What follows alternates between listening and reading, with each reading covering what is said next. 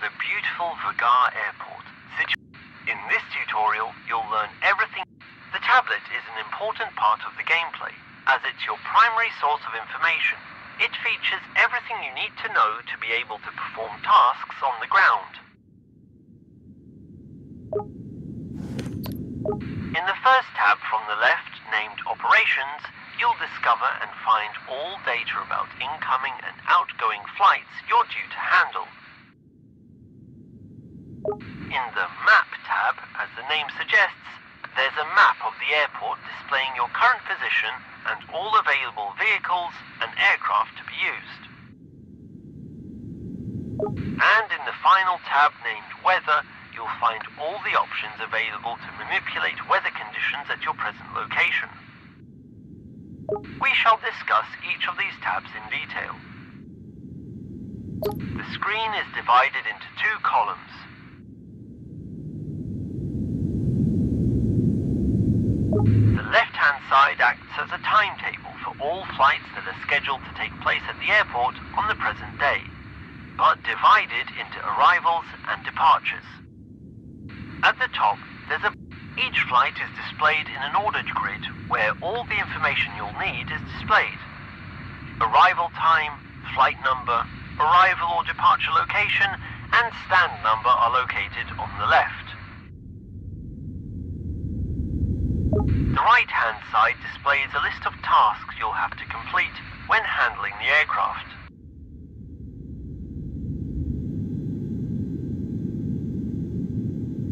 To view the tasks are arranged in the order in which they should be completed.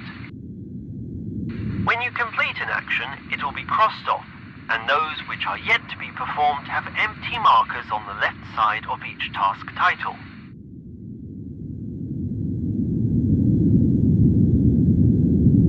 Now we'll head to the Map tab.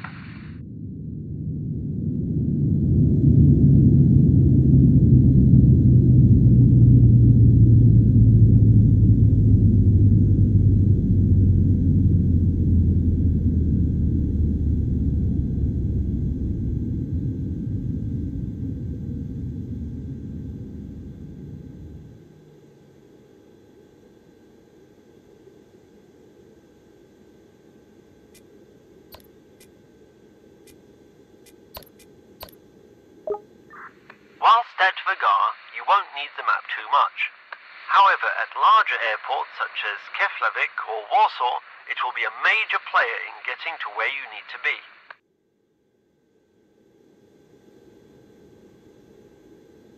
The map features will show you the quickest route to your destination, and in addition, the location of available airport vehicles, aircraft and pretty much everything to help you navigate the apron. To navigate the map, use the controls displayed on screen. To zoom in and out, use the controls displayed on screen. To rotate the view, use the controls displayed on screen. The GPS view is always centered on your position and rotates around it. And finally, the Weather tab. At the top, you'll notice that two different clocks are displayed. The first one, from the left, displays the local time at the airport, and the second one shows UTC time, which is used as a common time zone. UTC time is calculated relative to the prime meridian, passing through the famous town in the United Kingdom, Greenwich, which is also known as the centre of time. Below the clocks, you'll find a slider that allows you to manipulate the time in AirportSim. And under the slider, you'll find a calendar where you can select any date. Try it for yourself and see how the height of the sun changes depending on the time of year. The Live button will automatically set the date, time and weather conditions to what they currently are in your present location. In this instance, the weather data is fetched and based upon the most recent METAR weather data at Vergar Airport. The Apply button is used to apply the selected time in-game.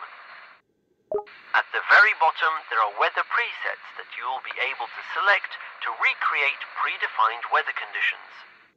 Some selected conditions, such as cloud cover and storm, cannot be manipulated once applied.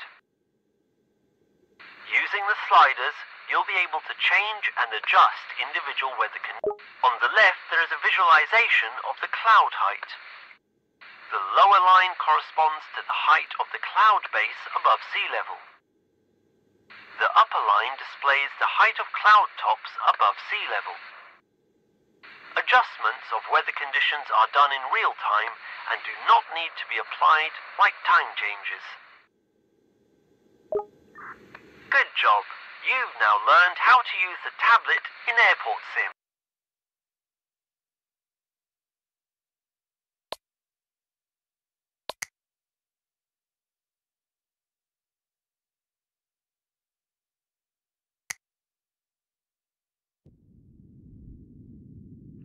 Now, you'll learn about one of the most essential vehicles contributing to the everyday function of an airport, the Follow Me vehicle. Its general purpose is to guide aircraft to designated parking gates or specific areas of the airport safely. It's used when arriving pilots are unfamiliar with the airport or when the aircraft requires special support during taxiing. We will be using the black and yellow checkered Follow Me vehicle parked at the terminal for this task. Approach and enter the vehicle.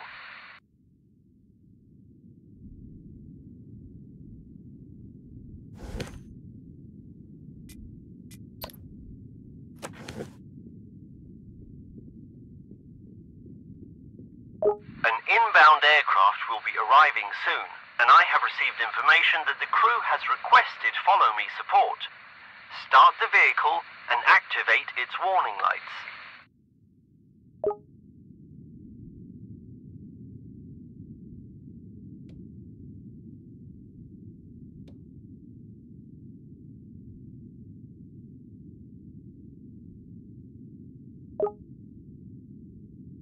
Open the tablet and switch to the Map tab.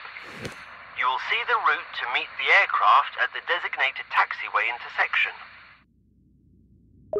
Remember that every aircraft moving on the apron has priority on taxiways and intersections. Drive on the designated roads on the apron near the terminal.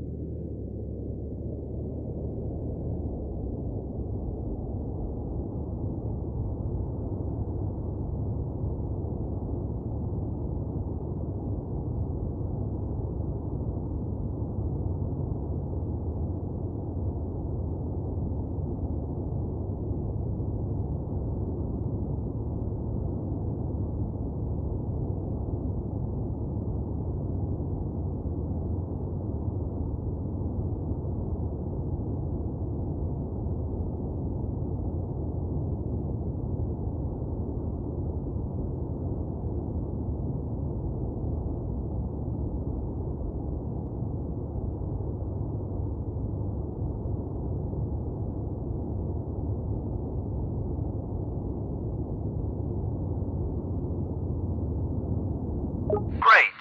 Now I will explain step by step what you need to do. Position yourself in front of the plane so that the back of your vehicle is facing the aircraft's nose.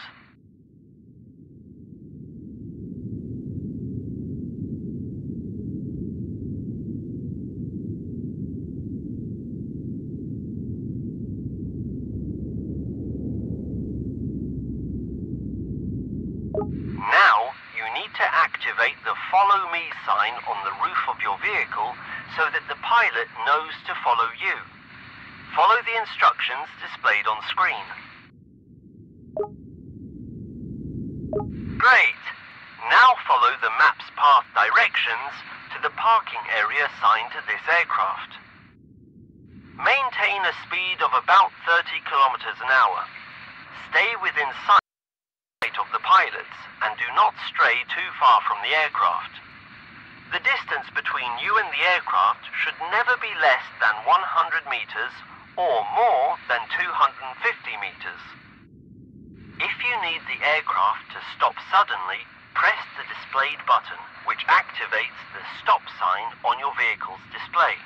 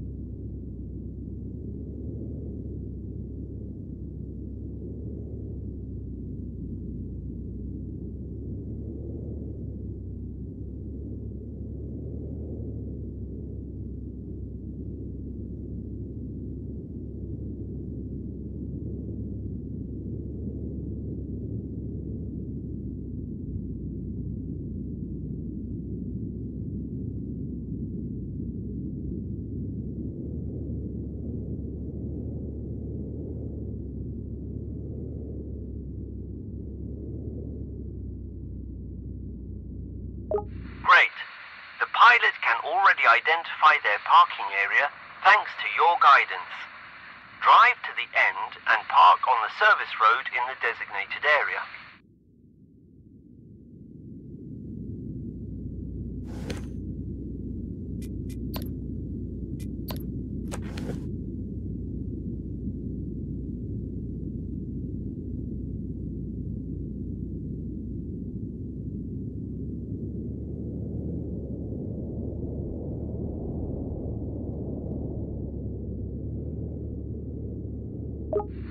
have just learned how to perform a general follow-me procedure. In any case, you'll have to be constantly conscious of the traffic of other aircraft on the airport apron and triple check which stand you need to bring the aircraft to. See you later.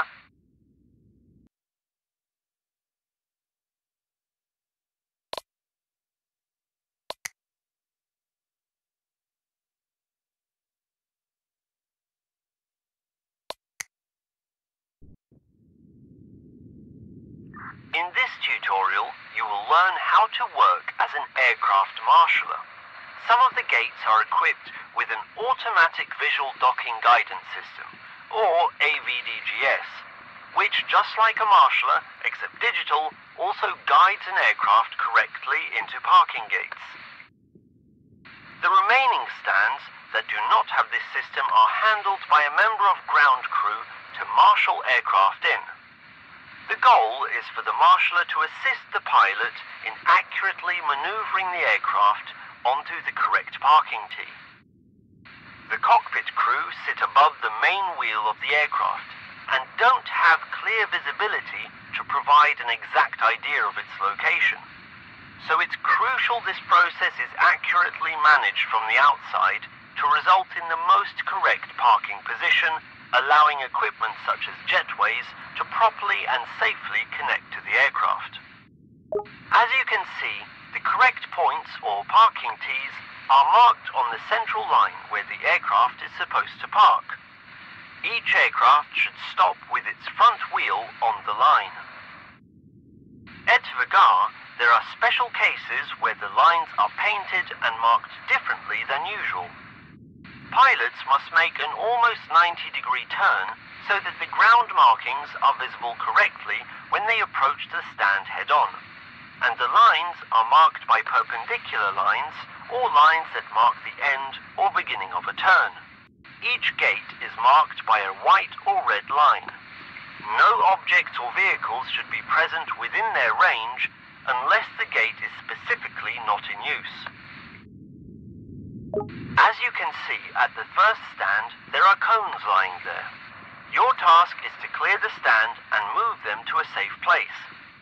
We have a designated area where you must carry the cones to.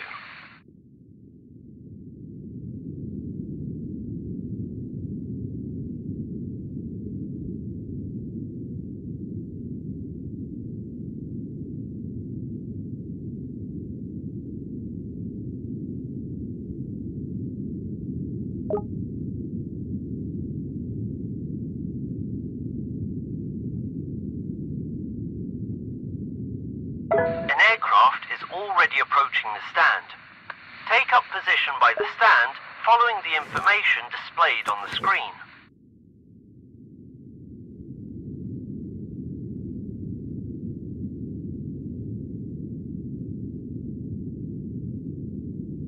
The aircraft has now positioned itself at the base of the stand. Guide it to the second tee, which is highlighted. Remember that the parked aircraft's front wheels must be on the line, and the aircraft itself should be as parallel to it as possible. Follow the controls displayed on screen to guide the aircraft.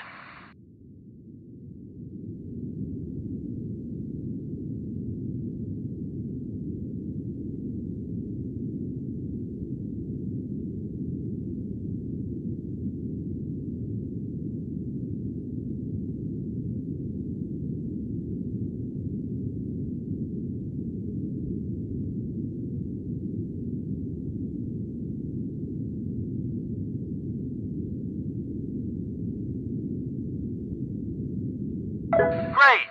You have just learned how to marshal an aircraft onto a stand safely and accurately. See you next time!